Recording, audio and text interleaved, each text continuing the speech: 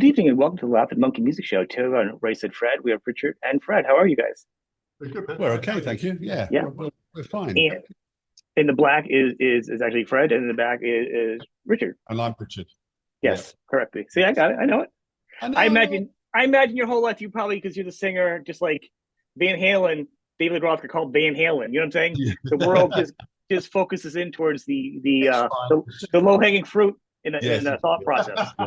The low hanging. Yeah, I'm not saying you're low hanging fruit. I'm saying the thought process of. I think I'm referred to him as the low hanging fruit. You're his brother. You can do that. I just met you guys. I'm not going there yet. Give me 20 minutes. But seriously, obviously everybody knows you from I'm Too Sexy, and disclaimer, it's on my phone. It's been on my phone probably since the song came out as a ringtone. I probably had it cycle through for years. I love it. It still makes you smile. It's one of the most fun songs out there. It's a gem. It's tongue in cheek, but it's a good song. Yeah, it's proud. We're very happy with it. Actually, absolutely. Yeah. But I don't think people also realize the musicality of how you guys are, and your experience of bass, guitar, singing. It wasn't just one song. I think a lot of people I know in the U.S. think of it as being like a novelty. Yeah. When you guys have many albums out there, I'm going to encourage people afterwards to go on to like iTunes or go on the web and go dig. You have a lot of great songs out there, and to me, and I'm going to say this, maybe you guys can correct me. When I hear your music, what I hear is obviously kind of like a disco, Euro disco pop, but I also hear like early '60s, like that croning voice, but also late '60s fun pop melody songs. I just hear that influence to me, because it feels like it's fun but lighthearted. But then you also get that kind of like the Mad Men soundtrack. You get nice croning songs, and sometimes a nice deep baritone. But then also it's like a pop Euro song from like the '80s, '90s, and 2000s. That it's like a timeless beat. Yeah, we've been looking at some of the stuff we did on the first album, actually, songs, and that we like the songs, but some of that disco stuff we've kind of moved away from a bit more now. And you were talking about American music and stuff, and I personally, Fred listens to more EDM and dance music than I do, but I listen to most exclusively, with one or two exceptions, American guitar music. That's what I listen to. I think that's gradually beginning to feed into what we do.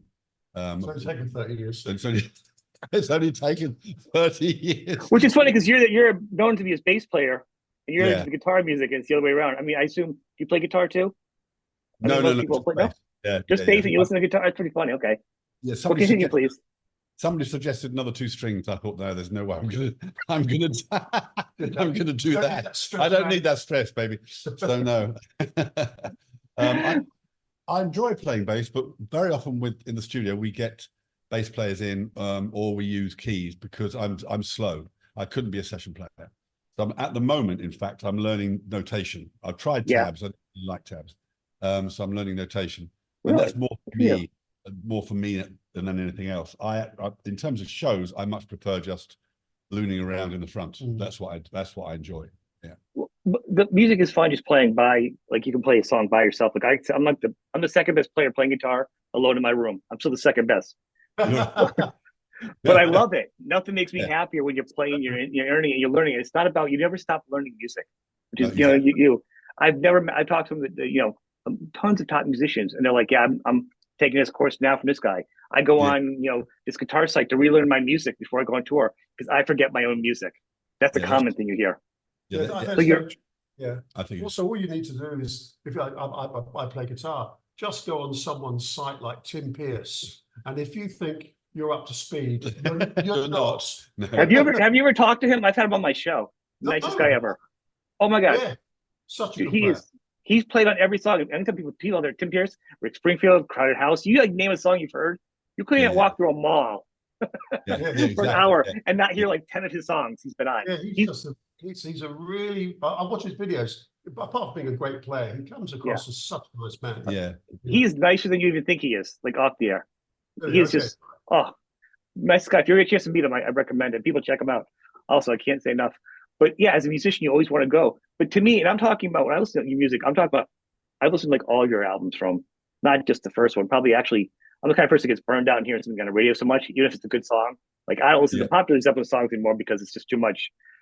They're good, but you have to like pull back with it. I'm talking about your other albums that are lesser known. The different influences I hear from you guys that I hear it as, and it's interesting. Do you think marketing? Did you confuse your marketers like where they were to go with you guys, like how to present you guys in the market? It's been a real problem because we've never signed to a major label as Yeah. artists. We've always signed independent. Right. We do work with major labels as distributors or label services, but we've never signed as an artist. So, and I think partly that is because they find us very, very hard to market because we're pop musicians, basically. We can't dance. We can't dance. No. You know, I could join your band then. I could be a not dancer for you guys. We've both got no hair, and you know, we are a little bit, I wouldn't say we're difficult, but we've been around for a very long time. And so for most of the people we talk to in record labels, not all, but most, is they don't really know much. So they'll be talking about something, we'll say, yeah, that's not gonna work. Well, we don't want to do it like that. And I think then that becomes difficult. Then we get labeled as difficult. Yeah. And that's Not difficult. That's just being confident in artists. I think that's the problem being artists. Also being arrogant or confident is another thing too. Like if you're confident in who you are, there's a fine line, of course, but people get branded as being one thing and they're not, you know what I mean? Or being difficult because you're like, no, this is what I believe in.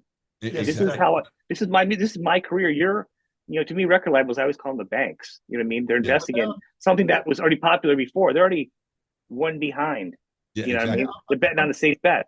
So there was a time when record labels, and there still are some, but not many, record labels were very creative, and they had the A&R actually did, find talent and nurture. We signed a development deal back in '86 with EMI, and I don't know if you get development deals. I don't think you can. I don't know. I haven't heard of any. No, but with that, but development deal, for people that don't know, it's basically a punt from the record label. So they'll give you an X amount of money, and they'll say, go and try stuff. Yeah. And it was great. I mean, very, very. It's investing, basically. Yeah, I mean, very, very inspiring. Yeah. And they put you in the room with different producers and different musicians, and that was what labels used to do. I mean, now they go online and see who's got the biggest hits. Sometimes. Even actually, or it's even also it's mostly Instagram. Or it's like a picture of somebody on the beach with a guitar and 500,000 views. And I'm like, I get these things sent to me, requests. I could show you my email box, all this stuff to play this one single. I'm like, you have one single. I have artists that have a whole career of full songwriting. They're not worrying about pictures. Yes, you decorate the cake at the end. You need to put the ingredients in the meal. And I need to see an album. I want to see a history of the sweat. I want to see them in a club. I want to see them in front of two people doing their craft because they want to do it because they have to, because the god of music is making them perform music. It's not about this photo situation. That's what it feels like it is nowadays. I turn that away constantly. I mean, we get a lot of hassle from, not hassle, we get a lot of what's the word I'm looking for, inspiration from our social media girl who's lovely, and she keeps saying to me, why aren't you doing this and doing that? And why aren't you photographing your breakfast? Yeah, and we really should. And we are pretty lazy when it comes to that. And we don't have that TikTok head or that Instagram. We just don't.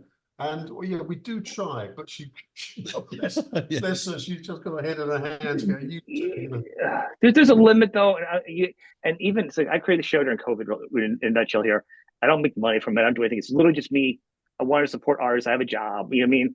And it got huge, but it's literally still me just paying for Zoom and doing it. And just taking all my energy and promoting artists that weren't getting promoted or weren't working or you know what I'm saying? It's purely about the love of music. I'm going to tell you, there is such a thing as content burnout, people talking on the internet. It's exhausting. As an artist, the last thing an artist needs to do, and I almost think it's part of the PR people, to come up with interesting ways to keep it going, but not put that full burden on the artist. An artist should take pictures and stuff, but you can't be worrying about taking pictures of your Fruit Loops in the morning. You got to write a song. You can't. How creative are you if you're thinking about the Little Shamrock Guy or something? You know what I'm saying? You got to be in that zone. I completely agree. I absolutely agree. I think there's also a thing these days, which is the word privacy has just kind of gone out of fashion. What's that word? I think I heard that back with, I don't know. Exactly. You might want to have, I mean, I love walking. I go out for walks, and that's my time just to walk and turn the phone off and everything, but these days you'll see people in restaurants and stuff, and they are even couples that go out together and they're just buried in their phones the whole time. They're not talking. So I think this privacy thing is the youngsters obviously are much more tuned to it, the lack of privacy. But for us, But for me, I agree with you completely. I think it would be burnout. It's much. ridiculous. Yeah, You have it's to too- recharge. yeah, And you do. And also, if you're going to write songs, sorry, but if you're going to write songs no, of any meaning, of any content at all, it requires thinking. It requires reflection Yeah. and a bit of thinking and a bit of, and if you're too busy on your phone taking pictures of your Fruit Loops, as you say, Yeah. then you haven't got time to be thinking about songwriting. and it's very easy. And it's like you said, and that's why it's important. We're talking about things like this, where it's like about an artist and songwriting, and you guys, things it's like what you do not hear artists talk about. What did I not hear you guys talk about? It's great. You guys get the big news things, the TV shows, and those are the things that grabs the attention. You get people to go to your shows. Yeah, you need that. I mean, we can call it a one-hit wonder. I think it's a bad term, but to be called that nowadays is awesome. You did one thing in your life that touched the entire world and made them smile. Oh my God, sign me up. And you're gonna pay me for it? I would be happy to make people really. First off, so when I hear it's a one-hit wonder, people say, "Well, what happened to them?" Because you didn't hear them on your radio in 1985. These guys have been all over Europe and still getting awards. Still, tons of albums, tons of great albums. People have full lives, even if they're not on the radio in front of you. People don't seem to realize that. I think that's another one thing I want to talk about. It's that's very people. If they don't see you on the TV, they think you're dead. Also, it's interesting now. It's funny how audiences, in a way, I think the audiences used to be demanding, and now audiences now are quite a little bit servile and a bit compliant, because what happens now, I speak to people online quite a lot. Yeah. And often they use the term hit record or hit single. And I would say, well, what do you think that is? Tell me what you think a hit single is. And they say, oh, you've got to be in the charts. And I go, that's not a hit single. That's gone. A hit single is a song, it's usage. And obviously being in the charts is great. Of course it is. And when we had the co-write with Taylor Swift and Drake, and it's fantastic. Congratulations with that. That just shows the relevancy of that's like a legacy thing though. Where it's not that's not a novelty, and I hate that word, but we were talking about Frank Zappa, and Frank Zappa, the great Frank Zappa, gets called a novelty too. So I guess it doesn't. I guess it's not a negative thing that Frank Zappa can be called in my eyes, right? Exactly. Well, congrats for those accolades and right at the very Swifties. beginning. Yeah, Swifties. Yeah, because we got hit with the word novelty all the time. We looked it up, and it just means new and fresh. Yeah. Oh, really? I didn't even know that. Yeah. Oh, I'm happy with that. That's great research on my part, right? I should even look that up. And I think with records now, I mean, for us, we've got a couple of records coming out over the summer, and obviously if they go in the charts, it's great. I'm not saying it's not, but people to get in the charts, you have to spend money on promotion, spend money on pluggers, and all the stuff that goes with it. But if someone comes along and says, "I really like your song, I'm going to put it in this film, this advert," job done. That's where the sensible money is, and that's where the hit, I think, is now. And we've got a song called "I Love My Car" that nobody knows, but that's been used time and time, not time and time, but it's been used. Excuse me. That's been covered, and we've got songs like "Don't Talk, Just Kiss" and "Deeply Dippy," and the usage of these songs is what's made them so successful, and not necessarily the fact that whether they were or weren't in the charts. It's quite. Yeah, exactly. No, I think that's where all the money is. Actually, if you get into a movie, God, man, if you get a song into a movie, there are musicians now that just don't even do anything else. They write songs for the sound banks for movies and for TV. That's exactly right. Yeah. And if you can get into that, that's a tight group of people too. It's not a large swath. And you guys know that. It means it's not a large group of people that are in that little. No. And if those people in there are getting some change. Because they are. For me, I mean, me personally, the downside of that, and it is, as you say, it's a really good money earning thing to tap into. But for me, it's the going out and doing stuff in front of an audience. Shows are really and the people think that the audience is kind of just a kind of receiver of what you do, and it's not actually. The audience is as much a part of the event as you are. Oh yeah. Right. Yeah, absolutely. Yeah. So I mean, yes, it is. And so that the whole COVID thing was a headache, obviously, because the hospitality closed down. All right. It was an absolute bloody nightmare. We were lucky in as much as because we write stuff, we had what they know as pipeline money coming in. So for a lot of performers who only get paid when they perform, it was a really awful time. But reassuring to know that the people who are responsible were still working. Well, that right. But that's the whole point. Like literally to me, the people that couldn't do that, that you know, are on the other lower end, Yeah. I'd be having them on my show saying, let's head over, remember these songs? And you know, let's head to their website and buy some shirts. Let's put some food on the table for these people. That's Yeah. that's how the show started, really. Actually, Oh, really? that and Dweezil Zappa, people complaining right before COVID, the price of t-shirts were too much. Oh, And I know, and you know how much shirts cost to make and bring Yeah. and drag behind you. And it really is not a big profit mark for anybody. no, no. But people don't know that. I went to school for music stuff. So I'm like, let's bring them. That was my first idea for this show. Right. And so eventually I got Dweezil on before we started doing all the other shows with him. And we broke it down and we talked about what it costs.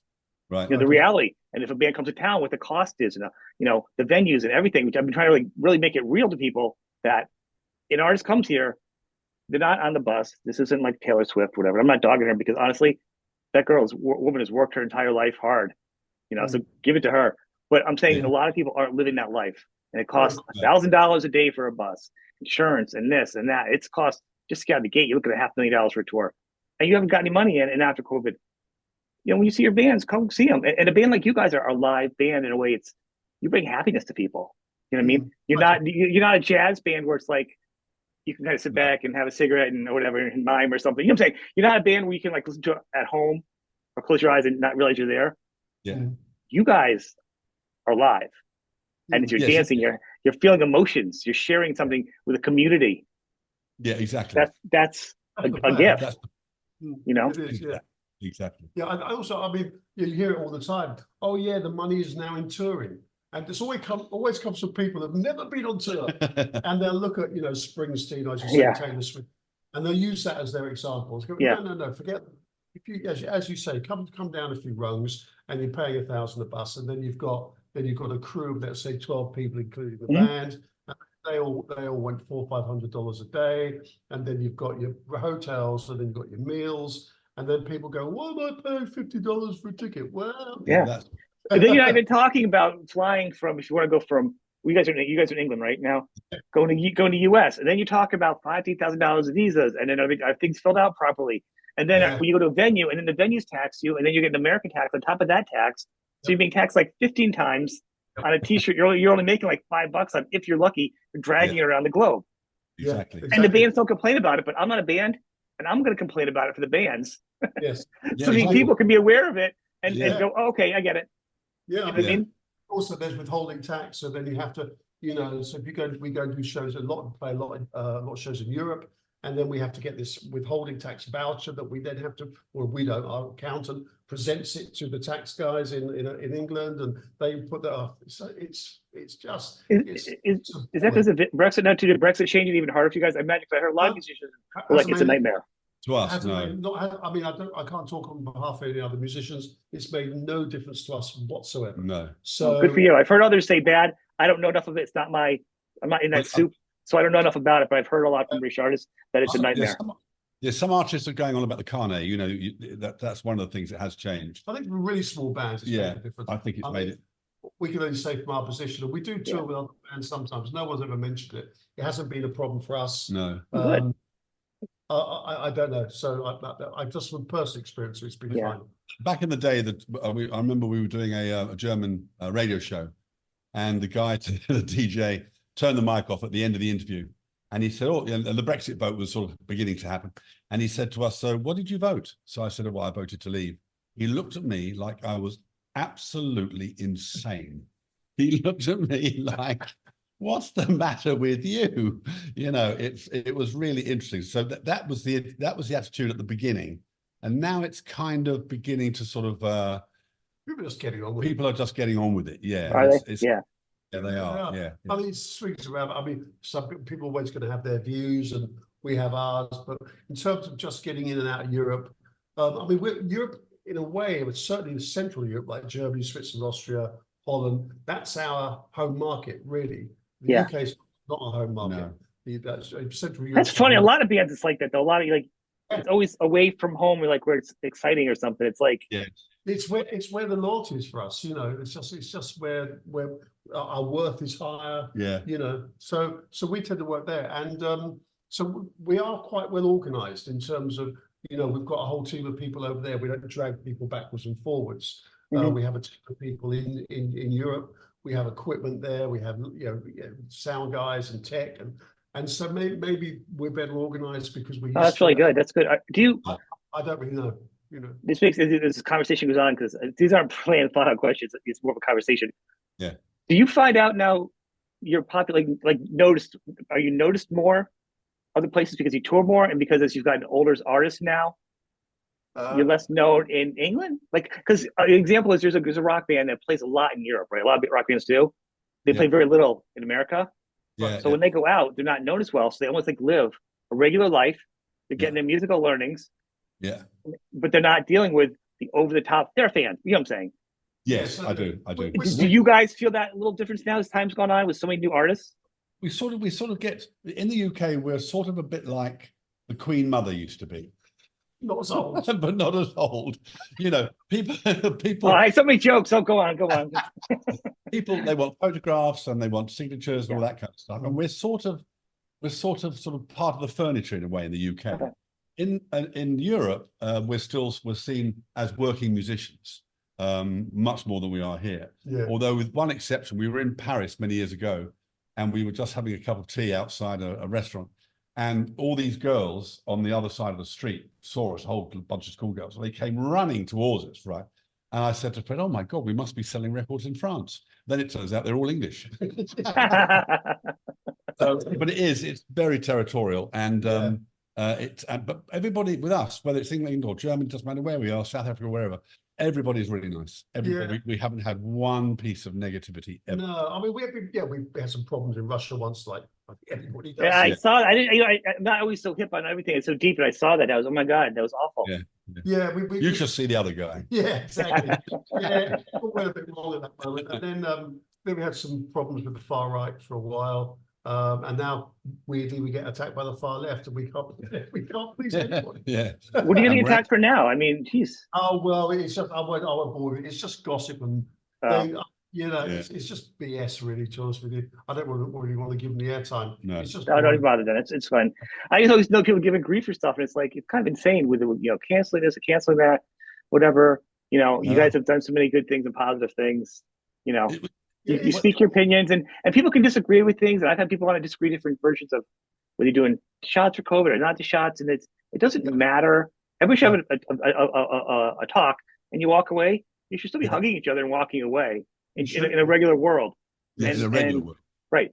And that's kind of I guess that's my make believe world here. Obviously, anybody who's like a hate group would never be on here. I've actually turned musicians away that are connected to them because I'm like, I don't want to hear your opinion. Yeah. I found out someone was involved in one of those groups. I was like, is this true? They're like, let me explain it on your show. I said, no. Right. No, but people can have different opinions about stuff. That's why you think. You're a musician, of course. Yeah. No, I agree. When we're doing shows, we never talk politics. We never, ever. I mean, we go on there, we do what we do, and then we leave. And if somebody asks us afterwards or before a certain point, we may answer it. Yeah. But we've been quite vocal on social media. We've said what we've got to say.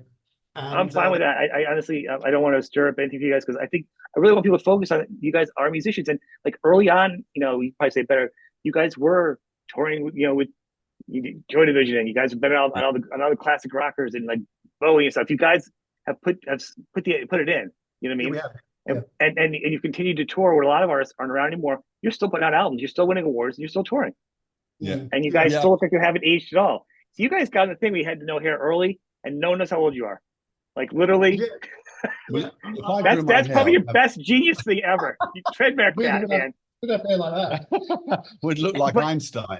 But you guys look good. You guys also pull it off. You're lucky because some people shave their head. They go. I've had friends. I'm like, you need to grow your hair back or get a hat. I'm gonna buy you a hat, guys. Yeah, we were lucky. That's true. My brother's partner, Stuart, he was a hairdresser, and I started to lose my hair. He was 87, 88. And he said, "You've got a good shaped head. You should shave your head." And I just said to him, "Okay, do it." So, and I still had a reasonable head of hair, but it was going a little. So we shaved the whole lot off. And I was walking back home. And I thought, this just feels mad, And there was a girl. It does feel good. Yeah, it feels great. I've done it a couple of times. There's this girl I always liked called Denise, who's a ballet dancer. And she'd always ignore me. And then I shake her head and she came up and said, "You look great." And I thought, this is such a good decision. When Fred had his head shaved, I thought stupidly, I'll try that. And if I don't like it, I won't do it. So I did that. And of course, you're fucked. Well, it's hard to grow back because you never want to feel it long. It bothers you. And so you were a hairdresser at the time? You can't. No, Richard's brother. My Richard's partner. Yeah. Okay. Oh, I was gonna say because I would never go to a hairdresser that had no hair. Just like when I got tattoos, you get to have a tattoo guy, an artist. He has no tattoos. Yes, And he's like, I don't want the commitment. I know somebody who's like that. I'm like, you're not going to give me tattoos if you don't want the commitment on yourself. You look at the person serving you. You know what I'm saying? Yeah, I agree with you. I completely agree. I know a guy who's had hair tattooed on his head. Oh, yes. Yes. Oh, really? I've seen Yeah. the designs. Yeah, it's crazy. I didn't mean to go on the cliche thing of talking about the hair and the head of you guys. I just want to say how great you guys look. Like, Thank you. yeah, it's in a positive way. I can't imagine. I imagine if you had a strand of hair for every joke or comment you've got in your career, you probably look like, I don't know, like Bon Jovi by now with the amount of hair remarks you've probably gotten. But I mean, I just think it was such a good look. I think it's made you guys iconic in a way, you know, because it was men were just starting to shave their head back then too, like really. Yes. Stuck. It was weird. I think we didn't even think about it, to be absolutely honest with you. We just did it. We never thought about the weight training or the I'm too sexy or the hair. It was all completely I think accidental. people thought we had a plan. They thought we had a plan, some kind of marketing plan. Yes. Yeah, the whole thing came together. We just got lucky. Yeah, you know, exactly. You know, I always said my motto is if you think you stink. So Yeah. you know, You think you stink. you know, put that on a shirt. You know, you think you stink because the truth is your best stuff is you're not thinking about it, and it's worked out great. Let's just talk about some of your music stuff too. You also, I want people, like I said, I want people to know who you are, but also you got some projects going on, some live stuff. You have a book I've yet to read. It looks like it's really good. I've seen some really great reviews on it online. I have got to read it, but It was fun I will. to do. I got time. I got time. I got a pile of books. You know, it's hard. Let's talk what you got going on right now, though, because you're talking about you're working on a couple of projects. You got some summer shows going on and stuff. Please. Yeah, we're working on. We've been doing some music for a new kids project called Dino Shakes, and it was really good fun. I mean, I thought it was going to be terrible, but it's it's really actually fun. really good fun. And we, I like the disclaimer already right from the beginning. But you know, because you know, kids show you. But what's good about it, and I'd recommend it to every writer. And we talked about the Sherman Brothers, you know, who wrote a lot of the Disney stuff back in the day. Yeah. And you can, when you write for kids, you can lose your adult paranoias and anger and all that stuff. You can just tap into this innocence, which I found really releasing, actually, much more than I thought it was going to be. Yeah, it was really good fun. So we've just finished a track. We've actually done a cover version of a song called Sweet Harmony by The Beloved. So, which was a big hit over here in the 80s, and we've done a cover version of that. That's going to be released in the summer, and we've just been invited to do a techno record, so which we've never done. And that sounds like it's right up your alley, then, huh? Because it's your. It would be much more, Fred. Yeah. I've got no idea how you make a record like that. So there's a DJ, a techno DJ in Germany, and then some other artists, a couple of artists from around Europe. There's about 4 of us, I think, and they're using one of our songs. We've got a song called "Stand Up for the Champions," which is very big, sports song. So they want to do that as this sort of like a 170. I mean, it makes the Ramones sound like a chill out band. Really? That's on. Was that like on your third album? That was a little bit back too, right? Stand Up's on the 4th album. Okay. I'm an old man. My memory's not that good, but I do know it. I'm actually familiar. I'm trying to backwards think your discography in my head there. It's been very good. It's been good for us to song. So that's they're recording it next week, and I think we've already done our vocal, and I think they're looking at a June release. So yes, that's that. And then we're going on the road. We start doing some shows on May 25th. We're in Germany, Austria, I can't remember, and we're in and out of Europe over the summer. South Africa in the new year. Yeah, South Africa and some other festivals in the new year. But we're also Jam for Freedom Festival, which is in England. August. That's on your website, right? That's the one on your website. I got it. Yeah. Also the Sunshine Festival, August 25th. Wittenberg, which is a festival in Germany, on August 17th. So it's thawing out. Yeah, we're beginning to get asked to do shows again. And which is cool, man. And Coachella phoned us up before Christmas. Emailed us. No, emailed us, right? Yeah. Would you like to come on? We'll send you the contract, everything else. Yeah, Yeah, they just went, And then it they just went they quiet. went cold on us. Yeah, it was Yeah. weird because they said in December, yeah, we'll send you all the final details in January, Yeah. and we Do I ask why? Do you know why? Is it a Oh, we don't know. No. They just went cold on us. So maybe there's some bad press on us on certain media platforms. yeah? Maybe they saw that. I don't know. Well, But nowadays you don't want to. I mean, if you're investing, and I'm talking from the other end of it, not even saying it's right. You Yes. see something that's going to affect your investment at any level, Yeah. yes, It's especially weird. with music. It's hard enough to have a promoter to do something. Not even to justifying it. I'm saying, Yeah. is there No, I- nervousness because you don't want to lose your own personal investment? Is it worth the risk to prove a point? Coachella had quite a bad festival this year, didn't it? I saw Blur were complaining, and there was other stuff Yeah. going. I don't know what went on. I don't really take much notice. Well, of that that's a stuff, bit but of a clue, isn't it? We weren't there. we weren't there, so So it was all went rubbish. wrong. It's all trash, right? I think you guys would Yeah. be fun for it. I mean, it's an interesting. It's a mixed crowd, Yeah, you we'd be know. perfect. Yeah, exactly. It'll And the you know, bands on there, you don't have a bunch of bands. This isn't like a bunch of everyone's like a bunch of saints. The bands that have been on Coachella for the years have Yeah. had their own like no, you guys like their own histories of opinions and stuff, you Yeah, know, they have. that they've done. So- So it's not like it's a clean slate of No, it's not. innocence.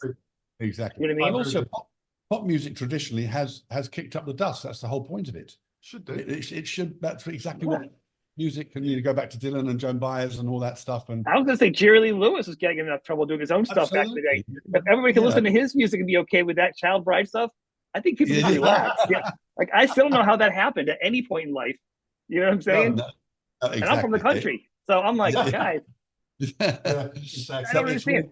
We had So a, for we had people a having gig. a We had a right? gig cancelled in Germany because they read some of our comments about it was the generic comments about politicians in general. This was a gig in front of a whole load of It politicians. was a private gig. It was a private gig, and we had said privately on Twitter or something a few weeks ago that we think most politicians are like criminals. and so they decided not to have us. Yeah, Well, then Hey, maybe ho. they felt that was them. Then maybe they felt like if you're not talking about them in particular, maybe they felt guilty because I don't exactly. You got Exactly right, to. yeah. You have to say what you think. You you really know. do. Unfortunately, there's a few things today, and obviously, and I don't get to my show either because I don't want it to be. I like to have my show different. Everybody be different. Yeah. To realize that music is one of the best unifying forces, It is. and we can all enjoy it. And then from there, let's sit down and figure everything else out, and agree and not disagree, and just figure ways to do things different. Yeah. So that's the best way with this with me. But you know, even in America, there's certain things now. If you take a certain opinion about a certain event that's going on right now, or a certain person, Yeah. people lose it. I've had people say, "Are you for this person, this person?" And I'll say, "Well, I don't like either of these situations. Yeah. But if I had to choose one because of how it affects another person in my life, I would have to go Yeah. this way because there's no choices. Yeah. Unfriend." Yeah. I'm like, I don't even like have a care of either of them. But because they didn't want to hear that part, like it was a musician that I was talking to. They said, "Doom." I was like, "Well, that's on you, man." But I would never do it to anybody about any of their opinions. Oh, like, I know. How horrible. Yeah, we originally, initially, when the whole thing started in the UK, we went to a couple of demos in Trafalgar Square in London, and we went purely because we wanted to see what it was like. We weren't particularly motivated politically. We just went along out of curiosity, and we were spotted, and the press went mad, and that was it. Yeah, Well, that's hard. And that's why I won't ask you any questions about anything because I think as an artist, you get pinned into this. You two are Pearl Jam level where they feel like what you say is how you're behind it or you're not behind it, or it's the weight of the world. You're like, I'm just Richard. I'm just Fred. I'm just a person. I'm not on stage pontificating a view. I'm just a human being that's sharing just my opinion to one person. I'm not, you know what I mean? And that gets mixed up as a. No, it's kind of, we grew up at a time in the UK, I'm sure it's true in America too, when having a different opinion to other people was not an issue. No, it wasn't really a problem. Not like now. Not like now, exactly. And I think everything has become so polarized, whether it's Biden and Trump, or whether it's transgender or not, or whether it's everything, Jewish or not. Everything is now polarized completely. Everything's a reason to have an argument. And it's very, very hard. Yeah. It's very hard to find. I watch Colonel McGregor, Douglas McGregor, quite a lot, and he Not familiar with him. Yeah, he's really interesting, and he's got views on the Middle East situation, which I hadn't considered actually. I listened to it and I thought, oh right, that's an interesting way to look at it. So it's good to pay attention to people who don't automatically reflect what you think, because you can learn. Okay. Yeah, and maybe reassess what you're thinking. But the whole thing is, you don't learn from talking, you learn from listening. Exactly. I agree. I think, and my only where I draw the line is nobody should ever get hurt, bullied, or anything bad. And it should always end up with, acceptance and love at some point. It's got to be the end goal for everybody. You know what I'm saying? That's where I become the hippie and the dad on the front lawn, where I'm like, we can argue when it's done. Yeah. Everybody better be loved and hurt, and accepted, not feeling bad, because exactly. there's enough hate in the world. Yes, it's a very toxic place if you choose to get into it, actually, and it's not good for your spirit, I don't think. No, it's not. No, I think it's good, and I do think the takeaways. I want to thank you guys for taking the time today to talk about this and sharing this information. Like the releases and talking the music and stuff with me. And I hope people understand that you guys are working musicians. You guys always have been, and you have some great songs. And I was thinking, listen to some songs. You have some like really nice like ballads, but then automatically people think of Right Said Fred. I'm Too Sexy, and then they're like, how do I market this? Because I'm like, if they didn't know you guys remember when Mike Peters from The Alarm released? He did the group that wasn't him, and they had a bunch of teenagers do the song, and it went big. Brilliant. I mean, I'm surprised there should be a movie like that enough artists don't do it, because the truth is you have songs on there that it's so different when you guys are playing on it, that you released it and did another group of kids on it lip syncing it. Actually everyone lip syncs now anyhow. No one even noticed. But if you did that, nobody would know. It would be another big hit single on something different, because you have songs that are so different. Yeah. Yeah. I mean, we kind of we've always seen ourselves as predominantly songwriters, and we just happen to release them through Right Said Fred. But a lot of people don't, and that's the point of this episode, where I'm like, you guys got to understand that these guys go deep. I mean, Too Sexy is probably one of the most fun songs you're going to hear on the planet. Yeah. Thank you. Yeah. But they didn't just stop. If that would be great if that was the only thing. You've got albums of good songs, and they're all different. So, roll up your sleeves and check them out. We just enjoy it, actually. That's all it is, isn't it? I mean, it's just, the last 3 or 4 years have been tough, because you write a song with a view of getting it out there and playing. Yeah. And obviously when you can't do that, it's like painting, being an artist and just sticking it up in the attic. It's kind of frustrating. But it's changing now. Yeah, exactly. And also what's great about songwriting, I think, is Mick Jagger said it once. He said, what's really good about it is that before you start, there's just empty air, 3 minutes of empty air. And then when you finished, you filled it with notes and a song. And that is a cool way of looking at it. That's very well seen. You know what I mean? You fill the void with a new idea. And he's still doing it though too, right? So he's walking the walk.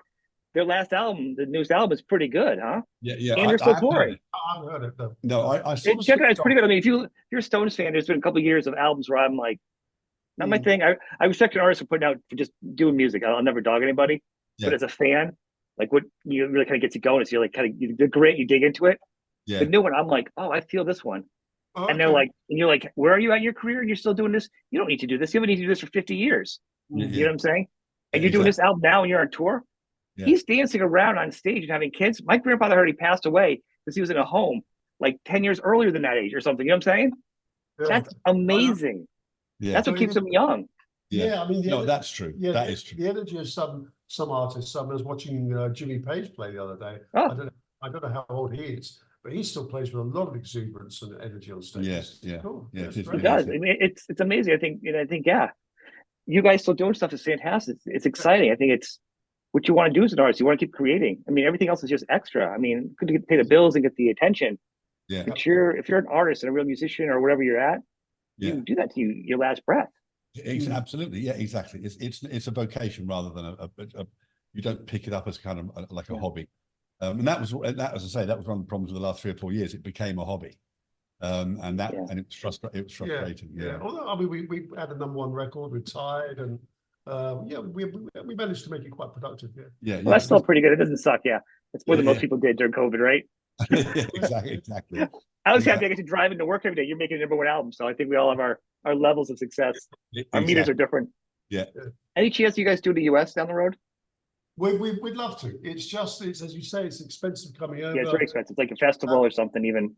Yeah, but we'd really like to come over. But we're going to send the track to Coachella. Yeah. Just make a point. Yeah, with that, Oh. but you know, you have to make it pay financially, and Yeah. obviously we need promoters to invite us, and et cetera, et cetera. Yeah. America's kind of hard right now too itself for other bands, for even American bands. I just I talk a lot on the air and then off the air. It's a hot mess. I'm just kind of curious if that was in the in your back of your mind, because right now it is hard for anybody. Yeah, You it need is. a package deal to come over Yes, and you tour do. right now at this point. Is a package deal. Yeah, or a very well paid Yeah. handler does. Yeah, exactly. Anything you guys want to share? Any last things you want to share with people? I mean, Really like to thank people Yeah. for their support. Yeah. And, we don't take it. We don't we don't We don't take it for we don't granted. take it for granted the support we've had over the years. Not anymore. No, No. and the independent band, we think we don't have the support of the major labels or the mainstream media. So the support we get is really, really appreciated. Yeah. Exactly. Yeah. Exactly. John, I want to thank you guys. I really appreciate this. It's been fun. This has been really great. Thank you for being on the show. Yeah, thank you very much, mate. Yeah. Nice talking to you.